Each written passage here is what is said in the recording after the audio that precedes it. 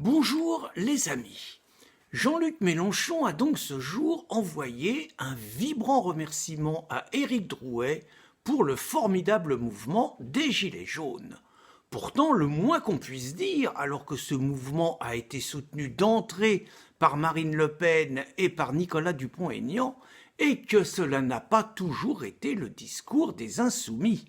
Faut-il se souvenir que Clémentine Autain, quelques jours avant le 17 novembre, affirmait qu'elle ne se compromettrait jamais sur les barrages pour être en contact avec des fascistes et des gens du RN. Faut-il rappeler que Jean-Luc Mélenchon lui-même signalait qu'il y aurait peut-être des fâchés, mais qu'il y aurait aussi des fascistes dans l'action des Gilets jaunes.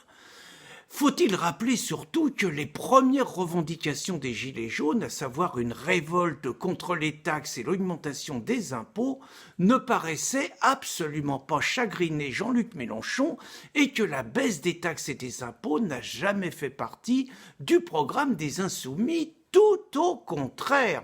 Faut-il rappeler que, par exemple, Donald Trump, pour mettre en place un tel programme, avec les résultats que l'on constate aux États-Unis, a été qualifié de populiste, d'extrême droite et autres gentillesses par les insoumis? Faut-il rappeler que Jair Bolsonaro, qui a pris le pouvoir en Argentine, en Brésil aujourd'hui, avec le même programme, a subi les mêmes qualificatifs? Et faut-il rappeler que le programme des Insoumis ne disait rien contre la COP 21, au contraire qu'il soutenait, et la COP 21 et son application étaient responsables de l'augmentation du prix de l'essence qui aurait dû encore augmenter davantage au 1er janvier? Faut-il rappeler que jamais les Insoumis n'ont remis en cause les effectifs pléthoriques du monde politique, auxquels ils participent allègrement et dont ils sont contents de profiter?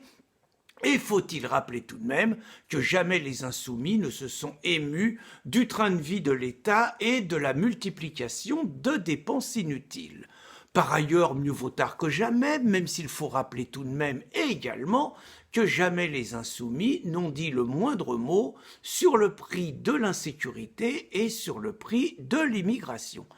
En même temps, il faut reconnaître une chose, c'est que les leaders des Gilets jaunes, qui sont sur les plateaux de télévision, s'ils reprennent le discours social partiellement de Jean-Luc Mélenchon, ne reprennent jamais un discours identitaire sur le prix de l'immigration, sur les conséquences de l'islamisation de la France, alors que nombre des Gilets jaunes de base sur les barrages n'hésitent absolument pas à reprendre cela. Alors peut-être une solution pour éviter les ambiguïtés et les grosses récupérations politiciennes de Mélenchon et des Insoumis à leur encontre, que les leaders des Insoumis aient un discours social remarquable, mais également un discours identitaire sur les plateaux de télévision, et l'ambiguïté sera très rapidement levée. Mais